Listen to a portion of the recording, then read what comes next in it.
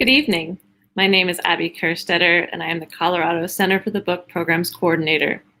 Everything we do at Colorado Humanities is a team effort, and I would particularly like to thank Chris Goff for her continued support, now as technical producer, our board of directors, and the band of volunteers who selected the finalist books. Although we are online this year instead of snug in the book bar, we can still purchase books through their website. Book Bar is our co-host for the readings, and they will gladly mail the books to you. Our sponsors also continue their support. Denver-based Outskirts Press, a longtime sponsor of the Colorado Center for the Book, stands ready to help authors develop, publish, and market their books. Colorado Sun is also providing funding and is featuring weekly Sun-lit excerpts and interviews from many of our Colorado authors' books. We would like to thank them, the National Endowment for the Humanities, and all of you for being here. Let's all use #CelebrateStory and #Colorado Book Awards as we post about our experiences with the finalists and their work. Tonight, I'm pleased to introduce Carter Wilson, who will be introducing our finalists this evening. Carter is the USA Today and #1 Denver Post best-selling author of 7 critically acclaimed standalone psychological thrillers, as well as numerous short stories. He is an ITW Thriller Award finalist and 4-time winner of the Colorado Book Award, and his novels have received multiple starred reviews from Publishers Weekly, Booklist, and Library Journal. His 7th novel, The Dead Husband, will be launched in May 2021 by Poison Pen Press. Carter lives in Erie, Colorado, in a Victorian house that is spooky but not haunted yet. Thank you, Abby. And welcome, everyone. I'm excited to be here tonight in the presence of the nominees in really, 2 of my favorite categories, mystery and thriller. As a thriller writer myself, I'm sometimes asked, well, what is the difference between mystery and thriller? And honestly, nobody knows. It's that itself is the mystery. No, everybody has a different definition of what is a mystery and what is a thriller. Mysteries are by nature thrilling, and you'd be hard pressed to find a thriller that's not rife with mystery. So my very unscientific definition is this: in a mystery, someone is murdered and the crime has to be solved. In a thriller, at least one person is murdered. And honestly, solving the crime isn't as important as scaring the hell out of the reader. I mean, that's how I approach my books, at least. But in any event, both of these genres are 2 of the most popular in fiction. And our finalists tonight are really at the tops of their game. And I'm really excited to hear what they have in store for us when they read. So we'll have a Q&A with the authors from each category after that category has read. And if you have any questions, please type them into the comments and we can get to them as well. So without further ado, we're going to go ahead and just kick off with mystery. Our first finalist tonight is Collin Brantmeyer. Collin lives in Longmont with his wife and his son. Death of a Car Salesman is his first novel. And according to his bio, if it's also his last, well, then something went horribly wrong. Collin, you have the floor. Thank you, Carter, for that intro, and thank you to the Colorado Humanities for the nomination. It's an honor to be considered, and congratulations to the other finalists as well. My novel, Death of a Car Salesman, follows a well-to-do family after its patriarch, Big Al Washington, a legendary car salesman known for outlandish commercials, dies under mysterious circumstances. As the vultures line up for their fair share of the fortune, the family attorney decides to freeze the estate until the case is solved. But let's just say patience isn't a virtue amongst the Washington family. So for a bit of context, the story is told through multiple points of view, and this particular excerpt is from Big Al's estranged daughter, Alice, shortly after his death.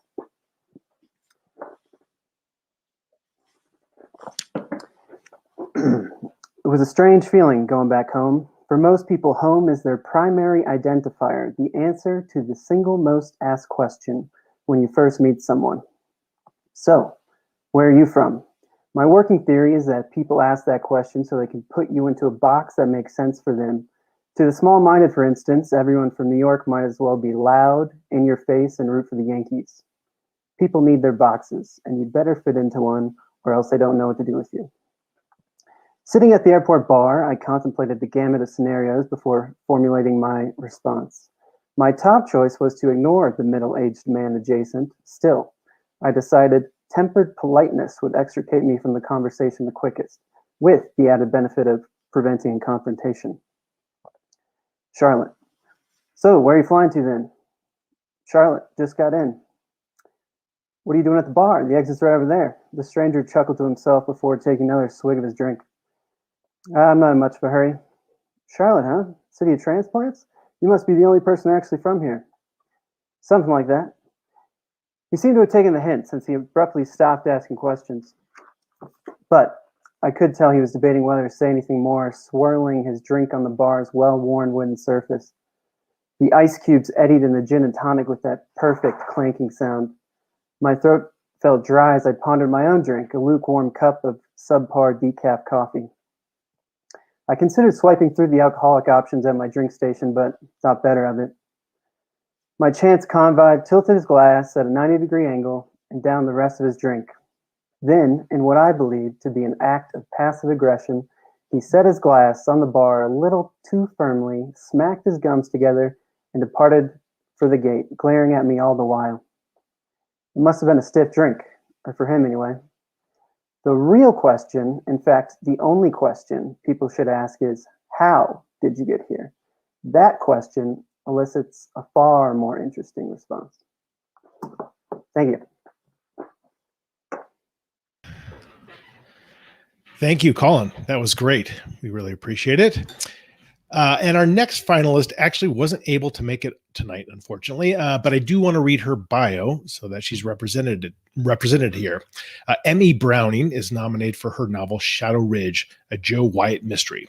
She served 22 years in law enforcement and retired as a captain before turning to a life of crime fiction. Writing as Mickey Browning, she penned the Agatha-nominated and award-winning Maricavallo of Mysteries. And her short stories of nonfiction have appeared in anthologies, magazines, and textbooks. Writing as M.E. Browning, Shadow Ridge begins a new series of Joe Wyatt mysteries. We are sorry she couldn't be here for her reading tonight. So finally, our last finalist in the mystery category is Barbara Nickless, who has been nominated for her novel Gone to Darkness. Barbara is the Wall Street Journal and #1 Amazon charts best-selling author of the Sidney Rose Parnell series, which includes the award-winning Blood on the Tracks and Dead Stop. Her essays and short stories have appeared in Writer's Digest, Criminal Element, and elsewhere. She lives in Colorado. Barbara, looking forward to hearing you read. Hey, Carter. I am so happy to be here and sharing this time with the other finalists, and my thanks to the people from the Colorado Book Award. So Gone to Darkness is the 4th book in my Sidney Parnell crime novels, and it's about a former Marine turned railroad cop and her canine partner, Clyde. Railroad police have the same jurisprudence as traditional police, and it's been a lot of fun exploring the world of the railroads. But I take a bit of a departure from that in the 4th book, so if it's okay, I'd like to just read a description. Former Iraqi war vet and railroad cop Sidney Parnell is now the youngest homicide detective in Denver's major crimes unit. She and her canine partner have been assigned to work with her old nemesis, Detective Len Bandoni. Instinct has served Sidney well in her previous investigations, but it's not a trait that her new human partner admires.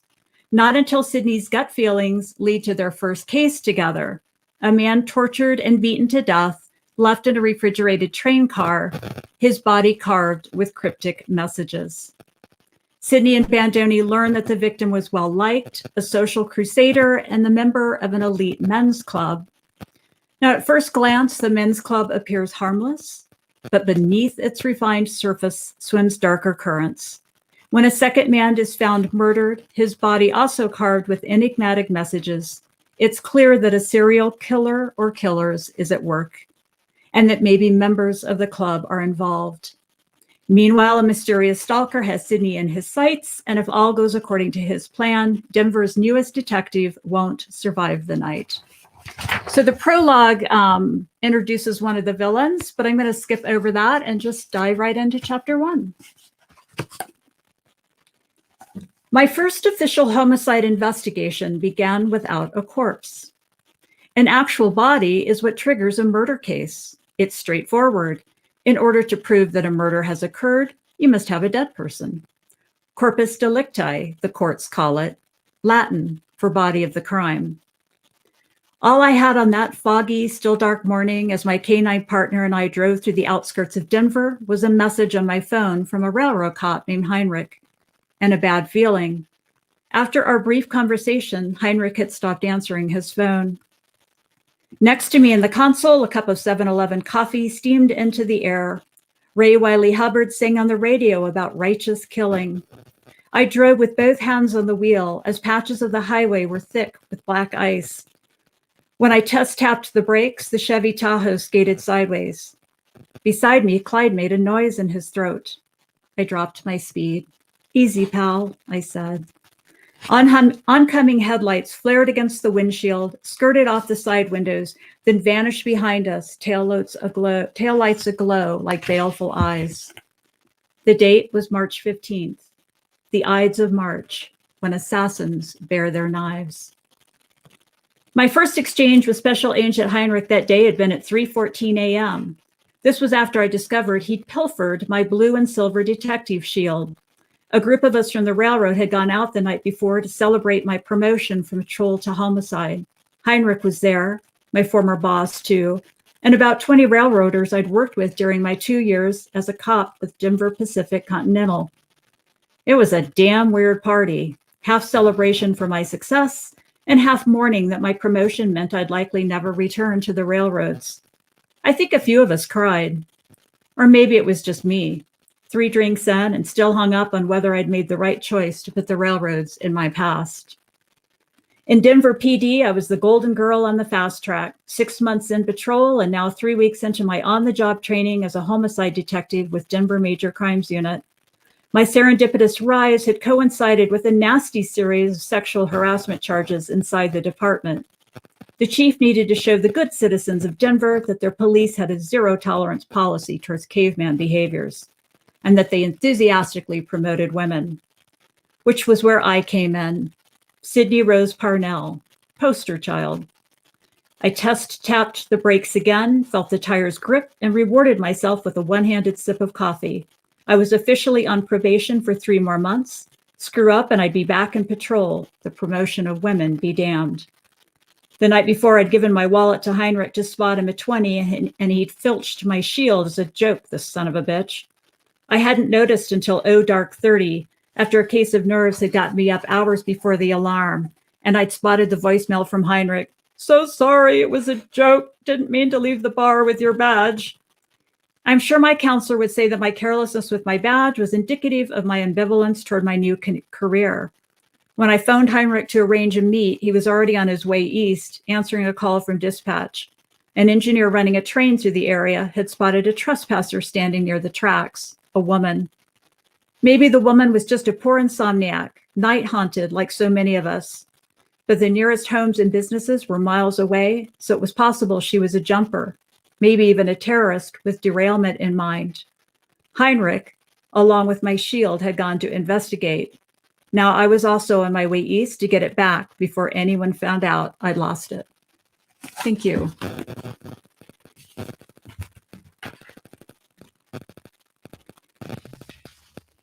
So thank you. And that was great. And now we're going to invite both the mystery finalists who read tonight back on screen for a Q&A. And we'll also have time at the very end for collective questions. So if you have questions, go ahead and leave them in the comments section. But I have questions. Collin, so this is your debut, so that's awesome. That's got to be very exciting. And you're nominated with your debut.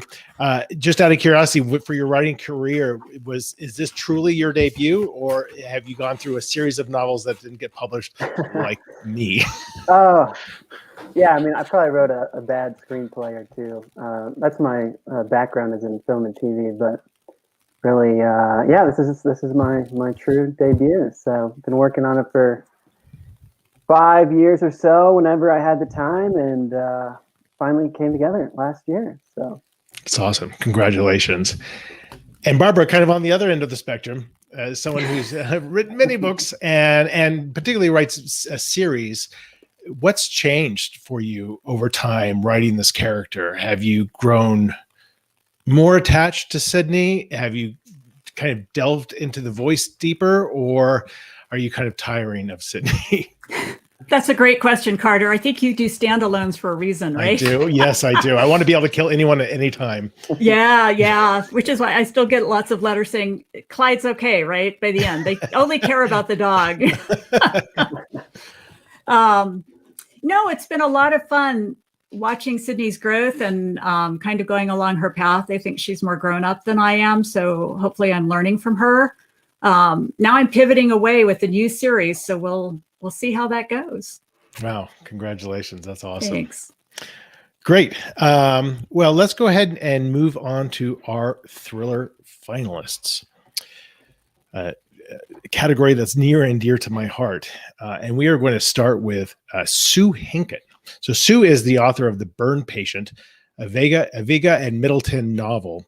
And she's a former college administrator, a TV news photographer, an NBC TV art department manager. So a very varied background.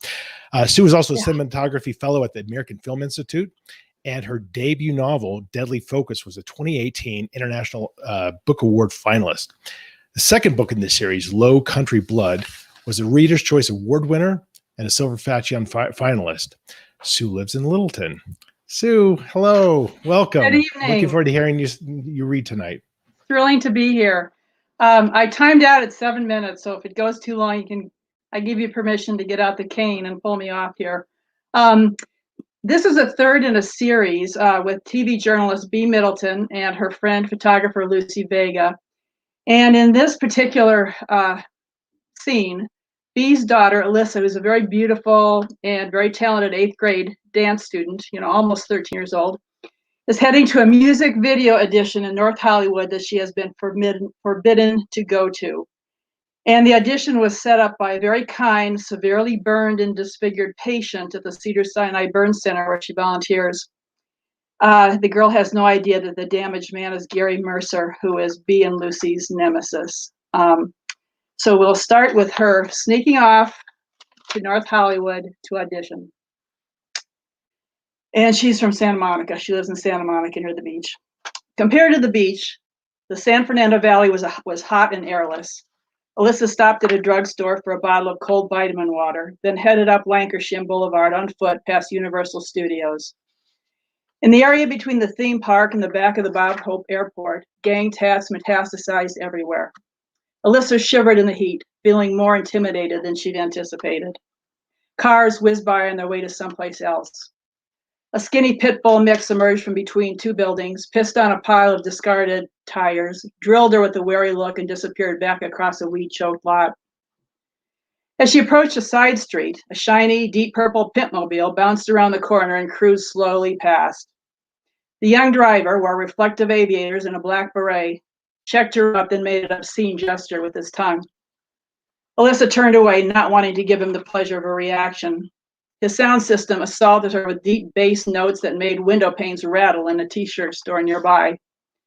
She prayed he'd keep moving and tried to look like she knew where she was going, marching toward Ben Nolan without making eye contact. The driver sped up and headed toward Lancashire. Thank you, Jesus. Looked like the asshole wasn't all that much further into hassling her. She picked up her pace. Near Tahunga, Alyssa wiped perspiration from her forehead with the sleeve of her hoodie. She took it off and tied it around her waist. The directions to the studio didn't seem quite right. When she stopped to check her phone's GPS near a boarded-up liquor store, two young guys about her brother's age, covered with tats, emerged from an alley.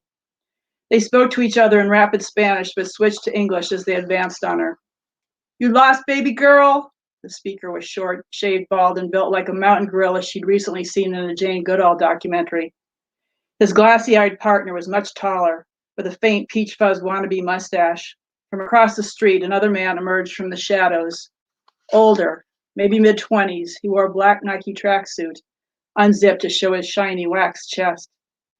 Alyssa gulped hard and kept walking, but not too fast, not too slow. She tried to avoid panicking, but adrenaline pumped through her veins like an open fire hydrant.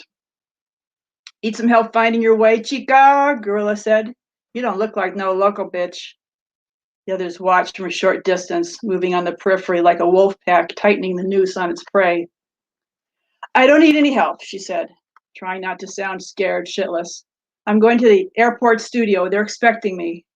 She stood up straight and walked onward, eyes ahead. She going to the studio. The tall, lanky one mocked. They all chuckled and began to close in on her from 3 angles. Where the hell was she going to run? Their raw scent shimmered in the hot air. She could barely breathe. A taxi cab cruised slowly by and pulled up to a stop just beyond her. The window rolled down, and a cabbie, dark-skinned and probably Middle Eastern, called out the window. Come on, Missy. Sorry I'm late. What? Oh, okay. She had no other choice. Alyssa ran to the dusty green vehicle, yanked open the passenger door, and hopped in, panting and praying that she hadn't stepped into another disaster. The taxi pulled away from the curb.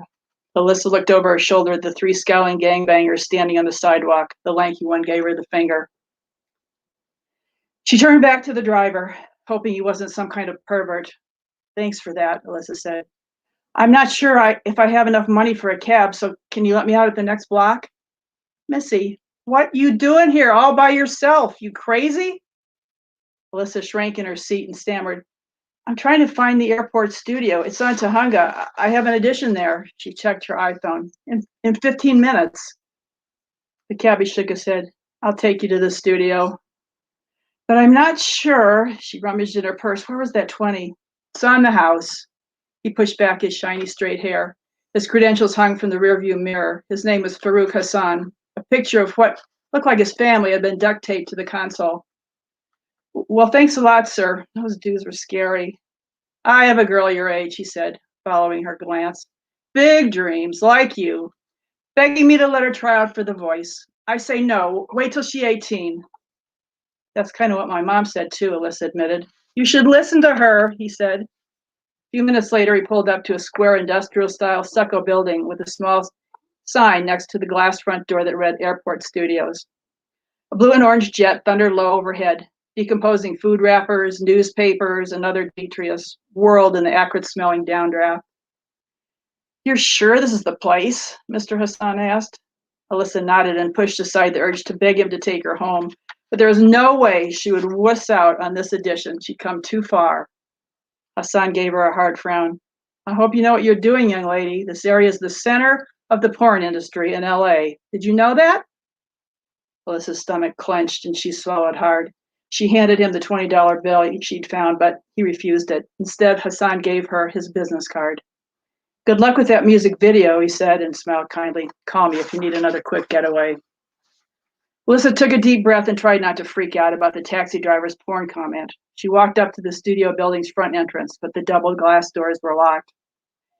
She wondered if Jennifer Beals started out in a creepy place like this before she landed Flashdance.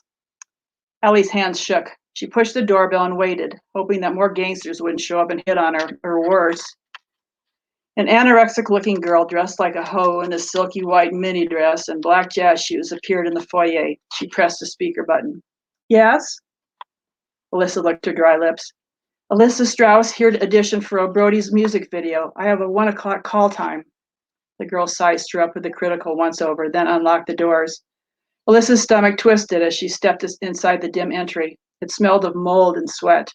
Cheaply framed, faded pictures of hip-hop dancers from maybe the 90s lined the yellowish cinder block walls. The girl locked the door behind them, then double-locked it from the inside with a key she dropped into a small leather crossbody purse. Alyssa could feel sweat begin to dampen her neck and armpits. The dull, metallic sound of that deadbolt engaging was unnerving. This whole scene didn't feel right. In fact, it felt all wrong. She pushed her hands deep into the pockets of her hoodie and pulled out her cell phone, along with the taxi driver's card. It was time to bail. Her fingers were slick on the buttons. Sorry, little Miss Stein, is it? Melissa Stein? Alyssa Strauss. Her voice cracked. Sorry, shit reception here, Alyssa. Something about being directly under the flight path and FAA crap, but don't worry. Alyssa looked desperately at her phone icons. No bars. Uh-oh. Rachel and Yale, our friends, would be waiting to hear from her. Follow me. Oh, Brody's looking forward to seeing you. The skinny girl turned with a swirl, revealing a winged unicorn tattoo on her bony, thong-wearing ass. And what else? Bruises. You're just the type he's looking for, sweetheart. Alyssa gulped and followed the freaky receptionist. Where is the music? Where's the sound of dancers, shuffling feet, and chatter? Their footsteps echoed in the silent, empty hallway. And that's it. Thank you.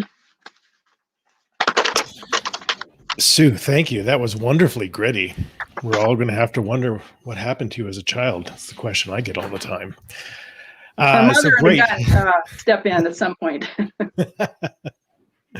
So our next finalist in the thriller category is Rebecca Taylor. So Rebecca is the author of several books, including Her Perfect Life, Ascendant, which was the winner of the 2014 Colorado Book Award and a Library Journal National Selfie Select title, Midhaven Descendant, The Exquisite and Immaculate Grace of Carmen Espinoza, and the Romance Writers of America RTA finalist, Effective Needs. She received degrees in psychology and sociology, which makes her a great writer, I can tell you already, from the University of Colorado in Denver, and her graduate degree in school psychology from the University of Northern Colorado. So in addition to writing, Rebecca works as a school psychologist. Rebecca, welcome. Thank you, Carter. And I want to say thank you to the Colorado Humanities and Center for the Book, as well as thank you to all of the volunteer judges this year and every year who I know spend a lot of their personal free time reading through all the submissions every year. So I'm very thankful to be one of the finalists this year. I know there was probably many submissions, particularly in our category. And also congratulations to all my fellow finalists this year. So I will be reading from my my book, Her Perfect Life. To just give it kind of a little bit of a setup, it's about Eileen and Claire, who are sisters in their 40s. Eileen is a mother of 3 children, and her sister Claire Collins is an international best-selling household name author. And so the story opens up where Claire, who seemingly has it all, amazing life, successful career, movie deals, has taken her own life, and her body has been found on the beach below her mansion in Myrrh Beach, just north of San Francisco. So Eileen is headed out to San Francisco to help her brother-in-law kind of arrange the funeral service. She uses the last couple $100 left on her credit card to buy a ticket out of Denver International Airport, and is thankfully surprised after a lot of rigmarole to find that her brother-in-law has been kind enough to sort of upgrade her to first class, which is an untold luxury in her very typical suburban life. One other thing I wanted to mention, this is also probably the worst day of Eileen's life, where we're going to open up in this. So not only has she recently found out that her sister has taken her own life, but that her husband is having an affair, and she has photographic evidence of this affair on her person. So we're going to jump in at chapter 10, and it's from the perspective of Eileen. So in the San Francisco airport, Eileen stood with her bags and her sister's book in her hand, staring up at one of the overhead signs, unable to bring the words into focus. Damn it, she was really drunk. As other passengers pulling bags rushed past, she took a deep breath and held it as she squinted and forced her eyesight to untangle the blur of swimming words above her head. After several seconds, she was finally able to make out passenger pickup and lower level, along with the direction of the arrow she needed to follow, right. Eileen hefted her tote bag onto her shoulder and grasped the handle of her suitcase before heading off toward the escalator. "Excuse me," a woman said as she touched Eileen's elbow. When Eileen turned to face the middle-aged woman with a mass of unruly curls that didn't look to have done battle with a comb in quite some time, she was surprised to see a copy of A Perfect Life raised from the woman's purse like a coded communication between them. The woman smiled and pointed to Eileen's copy of the same book, cradled in the crook of her arm. "I couldn't help but notice a fellow fan." "Oh," Eileen managed to find her voice. It sounded slow and too drunk in her head. "Yes," she nodded. "Isn't it just the most horrific news?" The woman's expression suddenly turned sad, like a poor actor in a community play. She shook her head and furrowed her brow. "You have heard, haven't you, about Claire Collins? I'm just devastated. I've read every single one of her books, some more than once. I just can't believe this will be her last." Eileen's mouth went dry. It was impossible to think of what words to say. Should she admit Claire was her sister? Would that make this more or less horrible? She couldn't decide, mostly because her brain was drowning in gallons of wine. She stared blankly at the woman and waited for whatever came next in this surreal moment. Oh God, the woman exclaimed as she reached out and grasped Eileen's arm. You do know, don't you, that Claire Collins died last night? She had the decency to whisper the last sentence. The woman removed her hand from Eileen's arm and placed it over her heart. I hope I'm not the first one to break the news. Eileen shook her head. No, she had heard. I was this close, the woman pinched the ends of her pink manicured fingers together. This close to going to see the movie last night. I couldn't believe they were releasing the movie and the book at the same time. But no, she held up her hand like a stop sign. I always read the books first, just in case, they get it all wrong and the movie's terrible. Eileen swallowed. Claire went to the premiere last night, she slurred. The woman recoiled a fraction of an inch. Her smile turned uncomfortable. I'm sorry, what was that? She tilted her head. Eileen bit both her lips between her teeth. She hadn't meant to say anything at all, and now had zero confidence in her ability to execute a whole new sentence, especially since her last one had just tumbled from her loose and drunken mouth. She shook her head, her hand haphazardly waving in front of her, as if this could somehow wipe away what was now clear to this woman with her, oh, I see, expression. She's my sister, Eileen explained. The woman took half a step back. Well, I hope you enjoy it. She pointed her index finger to Eileen's copy, took another step away, and turned and left. Eileen watched the woman retreat. Bish, she breathed. It was not like Eileen was the one bothering strangers in airports. She had sipped glass after glass of Cabernet from Denver all the way to San Francisco, never waving off the generosity of the first-class flight attendants, who were always ready with the bottle when she needed a refill. As she cut a weedy, uneven path to the escalators, it became embarrassingly obvious that drinking large quantities of wine while trying to process soul-crushing life events was a huge mistake. Especially since once the flow stopped, it wasn't like she could simply climb the familiar staircase in her own home and pass out on top of her bed. No, she actually needed her brain to be working here. It needed to function and navigate her through this airport, find a taxi willing to transport an obviously inebriated passenger, and somehow communicate her sister's address without slurring and drooling all down the front of her shirt. Why on earth had the flight attendants allowed her to drink so much? How could she have been so stupid? As she stepped into the descending escalator, she nearly lost her rolling case behind her when it got hung up on something and refused to follow her. Thankfully, she was saved by the irritable man boarding the stairs behind her with reflexes quick enough to shove her bag into alignment with his foot. Thank you, she said to him, raising her hand in apology before turning back to face the ride down. Everything about her, words, gestures, facial expressions, moved in a painful and obvious slow motion. This is how people went missing, their bodies discovered weeks later, dead in a back alley or beheaded and floating in with the tide, drunk beyond belief, one stupid choice after another, accepting the kindness of a serial killer who knew an easy target when it came along. Thank you. Thank you. I want to point out that I think every reading we've had so far has had some reference to alcohol. But Rebecca, you really went full throttle with the alcohol and a reference to beheading. So congratulations. There you go. Great. All right. Our last finalist for this evening is David Heska Wanbli Weiden. So David is an enrolled citizen of the Sicangu Lakota Nation and received his MFA from the Institute of American Indian Arts. He is an alumnus of Voices of Our Nation's Art and the Tin House Summer Workshop. He's a 2018 MacDowell Colony Fellow, and he currently is a PEN America Writing for Justice Fellow. David lives in Denver. David, welcome. The floor is yours. Hey, everybody. I'm Petu Washte. Good evening. I'm Achiapi David Heska Wanbli Weiden. I am really, really delighted to be here.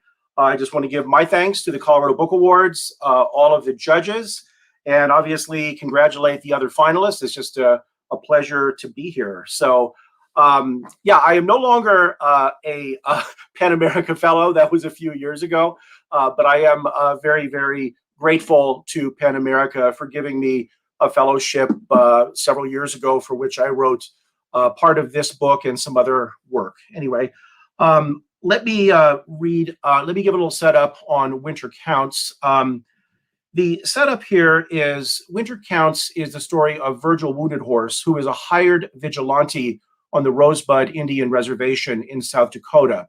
He's a hired vigilante because there are a number of federal laws in the United States that really disadvantage the criminal justice system on Native reservations. In fact, most would say that the criminal justice system on reservations is broken. And about 30 to 40% of all felony crimes are not prosecuted, which means that child molesters, rapists, etc., they are set free to offend again. And so private vigilantes who will beat people up for a price have sprung up. This is in real life on several reservations, many reservations across the country. And this is a fictionalized account of Virgil Wounded Horse, who is one of them. In this chapter, I'm going to give a break here to Abby and Chris. I usually read chapter 1, but by now I think Abby has heard me read it so often she could probably recite it by heart. And so I am not going to read chapter 1. I'm going to read a slightly different selection. You're welcome, Abby. I see that. I'm going to read a slightly different selection. Let me give just a quick setup to this chapter. Virgil Wounded Horse has been retained to stop heroin from being brought onto the Rosebud Indian Reservation. And so he believes that the heroin is coming from Denver, Colorado. So he enlists his ex-girlfriend, Marie Shortbear, and they travel to Denver. They're driving to Denver to try and find the heroin dealers. In this chapter, they are driving from South Dakota down to Denver, and they pass through Nebraska. So this very brief snippet deals with them as they drive from South Dakota to Colorado with a stop in Nebraska. So here is just a little bit from Winter Counts.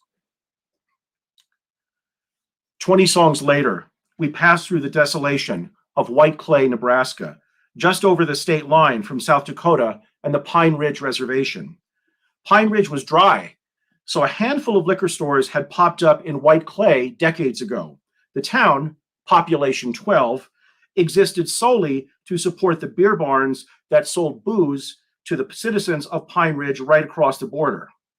Of course, every visiting newspaper reporter and TV camera crew had to take shots of the Indians passed out in town by the stores, the bums with their dirty clothes and the vomit smeared across their faces. Poverty porn. The camera crews never ventured 100 miles east, where liquor was sold openly on the Rosebud Reservation. Sure, we had alcoholics. I'd been one of them for a while, but there was far less sensationalism to be filmed or written about on our res. Instead, every TV anchor person like Diane Sawyer had to focus on Pine Ridge and the supposedly sad Indians there. There was plenty of sadness on our res as well, but why not cover the good things that were happening at Rosebud and Pine Ridge? All the res artists and the musicians, the skateboard parks, the new businesses, and the groups revitalizing Lakota language and culture. I watched the desolate Nebraska landscape pass by, and soon I dozed while Marie drove. After a while, I woke up and looked around. Where are we? Just outside Alliance, still Nebraska. You need to stop? It had been a long time since I'd taken a break or eaten anything. Yeah, if there's a gas station, I could go for some beef jerky. She turned the music off abruptly. You ever seen this? I forgot about it till now. What? Look over there. The sign by the parking lot declared car hinge, and below that in smaller letters, entrance. We pulled into the empty parking lot. What's all this? I said, getting out of the car. Look behind you. I blinked a few times. I couldn't believe what I was seeing. About 20 old cars were buried in the ground, front bumper down, standing straight up like monoliths. They were arranged in a large circle, and I realized that they were obviously some sort of bizarre homage to Stonehenge.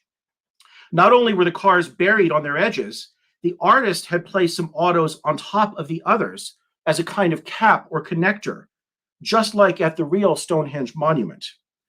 There were a few cars buried on their sides at the center of the circle, serving as the focus of the installation. Crazy, huh? Marie said, looking up at the vehicles, which were all painted a uniform gray. Graffiti scarred some of the cars' bodies. I saw Archie Sucks, I Love Mahita Bell, Daddy Longlegs, and in the corner, Wanagi Takaku. We walked around the circle. I'll say, who did this? I don't know, some guy with too much time on his hands. I read a little bit about him last time I was here. My first impulse was to mock the crazy man who'd created this weird folk art and make cynical comments about the ways of the Washichus. After all, what sort of cracked person spends their free time building giant sculptures at an abandoned farmstead in Nebraska? It must have taken years to create this odd melange of old autos in the middle of nowhere. We stood there for a while in the shadow of the statues, and we walked around the circle together. As we strolled between the buried vehicles, I began to appreciate the scale of what the artist had attempted. These were full-size American automobiles, buried, welded together, and painted gray, bottom to top. The artist clearly had a vision, a dream of what he wanted to express. A cynical statement about American consumerism? I didn't think so. For some reason, I had the feeling that the creator of this monument was guided by some deeper philosophy. There were no fees for admission, no chain link fences keeping out gawkers. It seemed to me that the artist had been driven by a goal to convey some deeply held conviction expressed through the medium of 1970s automobiles. I wandered off by myself to the edge of the circle. It was quiet at the site, no one there except for Marie and me. I positioned myself at one end of the circle so that I could see the entire thing. In the silence, I began to appreciate the weird majesty of the buried cars. I thought about what it must have been to feel like 4,000 years ago, to stand before the real monoliths in England and feel connected, truly connected to the earth, the stars, and the spirits. I stared at the cars so long that my head began to spin, and it felt like I was drifting off into space, floating in the heavens. Time seemed to stop, and the Lakota phrase, Mitaka Yayasin, we are all related, came to me. And in that moment, I understood what those words meant. I inhabited them as images, thoughts, and memories arose amidst the old vehicles. I saw my mother, gone but still with me, my father, who died too soon, and my sister, whom I'd loved like my own life, grandparents, aunts, uncles, friends. They appeared before me, all of my relations, my ancestors, native and white, who'd loved and struggled, hunted and gathered, worked and played. They'd stood on this continent, looking up at these stars and these planets. It was daylight, but I could see the stars now. All of them surrounding me, lighting the air, their brilliance shining and radiating off the monoliths. And then it was dark, a black hole sky. I looked down and I saw that the stars, every one of them, were now in my hands, lighting up my veins, my muscles, my bones. I stood there alone with my ancestors, and I listened to them. Finally, I turned away. As I walked back to my life, the words my mother used to say finally came to me. Wakan Tanka Nichiun. May the Creator guide you. Thank you.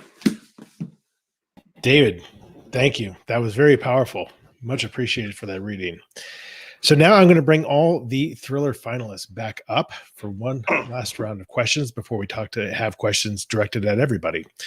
So first off, I know there's a question from a viewer, Linda, for Rebecca. Just wondering when your next release is, because she loves the relatability of your character. So we should all be a little worried about Linda, is what I'm thinking. Well, thank you, Linda, for your question. And my next book is right here, The Secret Next Door. I just got my advanced reading copies probably about a week and a half ago, and that releases November 9th of this year. So, yeah. It's always exciting when you get that box of the galleys, isn't it? Yeah, it's very. You put them in your hand for the first time. And make sure to go to the comments section if you want to pose a question. David, I'm curious. So what a great concept, right? The private vigilantes, and the fact that that's true. How long had you been thinking about this novel? Is this a topic you wanted to write for some time? Yeah, thanks, Carter. It is a topic I've been wanting to write about. In my day job, I teach Native American Studies at Metropolitan State University of Denver. So I've been teaching about these issues in sort of a dry, abstract, professorish way. But I started writing fiction seriously about 10 years ago. And I wanted, to dramatize these events because I care deeply about them. And I suppose I should announce now that I am joining the faculty as well of the MFA program at Regis University. Oh. So in addition to teaching at Metro State, I'll also be teaching emerging writers at Regis. And so, sort of my specialty is writing about social justice issues through fiction. So it's something I've been thinking about for a while, and I'm just so delighted that I was able to get it down on paper. Yeah, and that idea just lends itself immediately, to all sorts of really dark and interesting possibilities in fiction. Sue, we actually have a question for you coming in. How much do you draw from your TV news background for your books? That's a great question. Yeah, quite a bit, actually. In fact, the book is based on a relationship I had with my very first job, and back to what Barbara was saying about how Cindy Parnell got her job. Back then, I got a job with the television station who had 2 major FCC sex discrimination suits against them. And I walked through the door as a cinematography candidate, and they snapped me up really fast because they were desperate. So it was me, and then there was one Black woman who was a reporter. So the 2 of us were kind of the outliers, and they always sent us out together. So that kind of became the B. Middleton and Lucy Vega duo that my whole series is based on. That's wonderful. And do you find yourself, you have that background where you can draw on it, but you find yourself also having to dive in and really still do a fair amount of research for your books? Absolutely. A lot of research. I was active in the news business years ago, so trying to stay up to date on what's going on and how news is collected these days. And I'm always seem to select a topic that involves me in a lot of research, which I do enjoy. I'm not a research freak. I try not to go down the black hole that research can provide, but I definitely want to take away and learn something from each of the topics, each of the books that I do. Great. And I have one last question for Rebecca, and then we'll kind of have everybody come back so we can have an open discussion and questions for all the finalists. But Rebecca, just in your reading, it was hitting me about your pacing in your books, and I'm just curious to know how much attention do you pay towards editing, towards pacing, to really keeping the momentum going? Because I got the sense that was probably a pretty integral part of how you write. And it's funny because that gets mentioned to me quite a bit. And oddly enough, I think it's just the way I kind of naturally write. And I think it also comes across that way because I'm always thinking conflict. Like, what's the conflict in the scene? What's the conflict in the scene? Because it's personally something I enjoy as a reader, is just this kind of constant sort of conflict, particularly if you're looking to write commercial page turning fiction, So I think it's really probably the conflict that is what gives it that speedy pace kind of thing. Right. I actually feel like sometimes I have to slow it down. Like I think I have to add a little bit more, and the room looked like, So. Yeah. Give the readers a little bit room to breathe every now and then. Right. Yeah. Yep. I hear you. Great. Well, I'm going to ask everyone to come back on the screen. And we're going to have a last round of questions, and this is open for anybody. So again, if you have any questions, please go ahead and submit them either on Facebook Live or in the comments section here, and we will get to them for sure. I know that Catherine had asked a question a while ago, and this is kind of applicable to anyone, or those of you who have written more than one novel. How has your writing process changed since your first novel? And it's a very broad question, I know for sure. But David, directed at you, have you seen it change remarkably, or is it just a slow evolution? Well, my writing process, this is my debut novel, so I don't have. I thought this was your second. Sorry. No, it's my first. But right now I'm writing. It hasn't changed. Yeah, I'm writing a lot of short stories because I'm getting solicited a lot, and so sort of switching from the novel format to short stories has been really something, because it's such a different genre. I should just note, for people who want to read more about Virgil Wounded Horse, I've got some Virgil stories coming out in a book called Midnight Hour, the BoucherCon anthology. I've got something coming out in the Denver Noir book, which is coming out from Akashic Books, and a couple other places. So for me, it's switching from the novel to the short story format has been a challenge, but fun, a lot of fun. Great. And Barbara, we were talking a little bit earlier about just your character and the evolution of Sydney over the time. But in terms of actually writing the book, you get a contract for multiple book deal, and you've got deadlines. How has that changed your writing style? Have you become more efficient, less efficient? What have you become less precious about writing, which I know a lot of writers realize, I've built the muscle now, that works. Now I can just kind of crank things out. Yeah, I think that is the difficult thing with commercial fiction and deadlines, is they really expect you to crank it out. And I don't ever go back and read my books, so I don't know if things kind of average out, but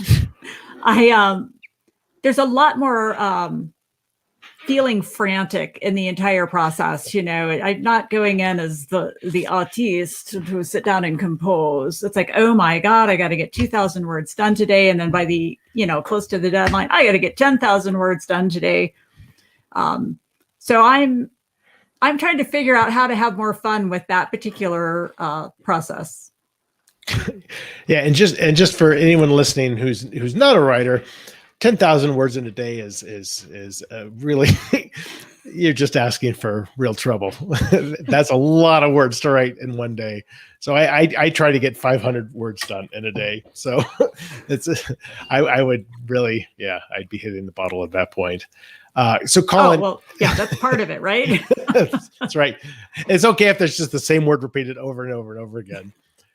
Collin, Linda has a question that might be interesting for you, just because you were talking about your book being a multi-year process.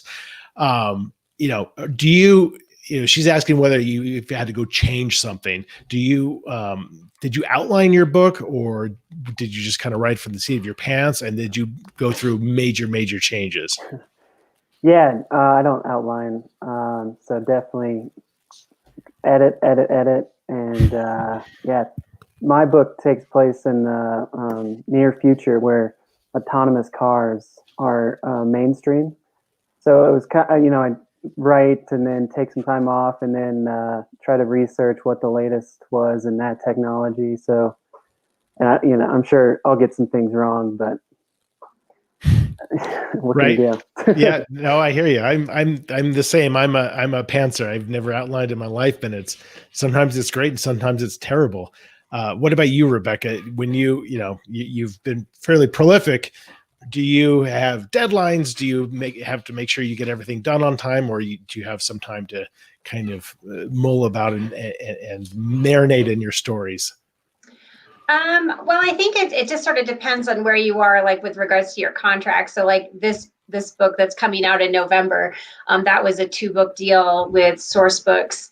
And so this one was on deadline. So the first book I had written, and my agent, or the first adult fiction, I had written, and my agent submitted it, and then it was a 2-book contract. So this was sort of my first experience of writing, your book is due during a pandemic while you're working a very stressful full-time job and raising children, kind of thing. So I would say it was, I think it's a lot of pressure to kind of write with that sort of a deadline. But I also think that, I think that just kind of having that, you have to sit down and do it, and you have to sit down and you have to get it done. Whereas before, my previous novels, I had self-published them. And so you were your own taskmaster, and I had a personal drive to get it done, but there wasn't anybody that, had paid me to get it done. Right. Well, you and I share the same publisher, Source, but who's your editor there? I'm with Shauna Okay, Dre's. great. There, I'm yeah. with Anna. Oh, nice. Yeah. So Sue, Rebecca had kind of mentioned the pandemic and some of the challenges of writing last year, and I know it had kind of affected everybody differently. What were some of the challenges you found writing last year, or were you able to kind of keep the normal stream of work that you would normally have? Last year was a very crazy year for me. I was suffering from a concussion, trying to recover from that during the pandemic. So I was really had a very tough time with screens, a lot of dizziness. I'm still dealing with that, but that on top of the pandemic really slowed me down. But you're a writer, you got to write. So I did absolutely stay at it. But I think just the stress of the whole pandemic situation was such a sucker of energy and creativity that it was a tough year, I think, for me and for many writers. It's like you had all this free time, but you were exhausted, that type of thing. Yeah, for sure. And a lot of, all of you had books coming out last year and, doing a launch virtually, and we're still doing it, was a whole new challenge, but you're also able maybe to connect with readers that you wouldn't have been able to before, because at least they can come on virtually. So hopefully that was a benefit. I'm just wondering if there's any other questions from the audience. I'm not seeing anyone. So I am going to go ahead and turn this back over to Abby. I just want to say thanks to all the finalists. You guys were awesome. I really enjoyed listening to all of your readings tonight. Thank you, Carter. Thanks, Carter. Thanks, Carter. Thank you, Carter. Thank you.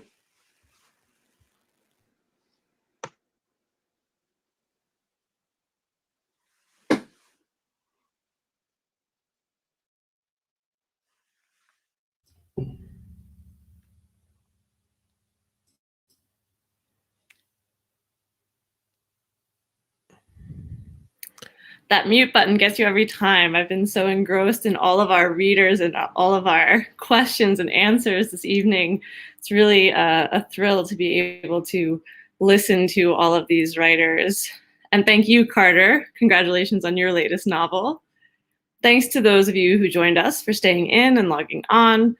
We'd love to hear what you thought about today's program in the chat or in an email to info@coloradohumanities.org. Suggestions are always welcome. And again, thank you to Outskirts Press and Colorado Sun. If you reach out to them for services or support, please do let them know you're there because they support the Colorado Center for the Book. And please support local businesses by ordering books from the Book Bar. Winners will be announced at a celebration event June 26 at 5 p.m. Mountain Time. Stay tuned to our website and social media page, and do opt in to our newsletter at the bottom of any page at coloradohumanities.org for readings and celebration updates. In the meantime, stay well.